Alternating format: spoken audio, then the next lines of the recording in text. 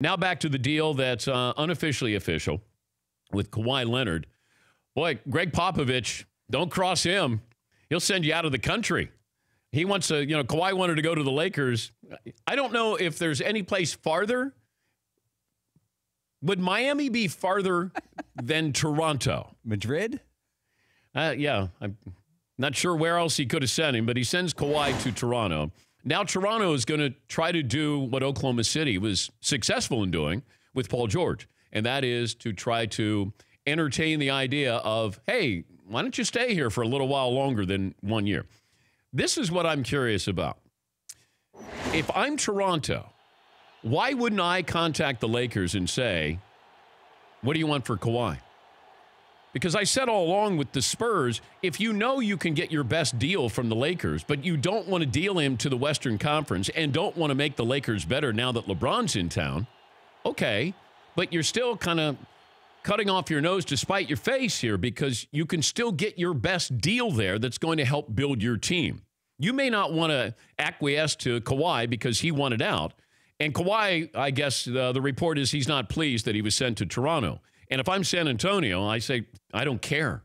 I'm not worried about your feelings here. And you only have to stay up there for 1 year. But if I'm Toronto, I would seriously look at what can I get from the Lakers now? Because you have Kawhi, and the Lakers know you can get him.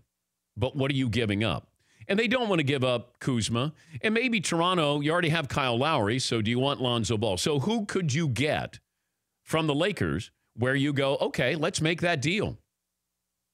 Brandon Ingram? All right. Josh Hart? Okay. But what are you getting? Because San Antonio did not want to deal with the Lakers, and they proved that. And you get, here's DeMar DeRozen, who loves Toronto and was told he was not going to be traded. And then all of a sudden, I don't know what happened, but it happened quickly. And, the rumors were that Toronto was now leading the way to get Kawhi Leonard. Well, you get an all-star in DeMar DeRozan, and DeRozan has 3 years left, $83 million. And maybe Toronto's trying to get out from underneath that contract. Although, DeRozan's a nice player. He's an all-star. There's nothing too specific about him. He's sort of a nondescript star. Sort of like Kawhi Leonard. Sort of nondescript, but a star. And a better player. So they got better at that position. Kawhi is better than DeMar DeRozan. But can you keep him there?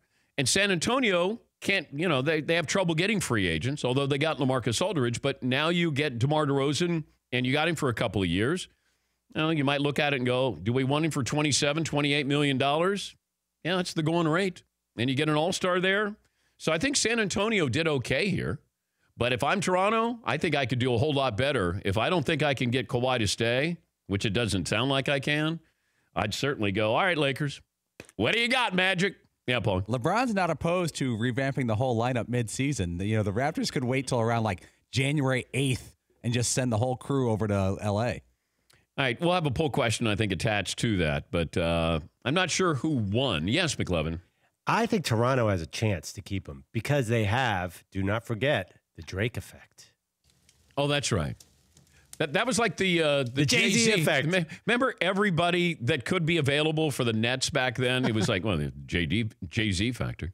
You got to factor in Jay-Z.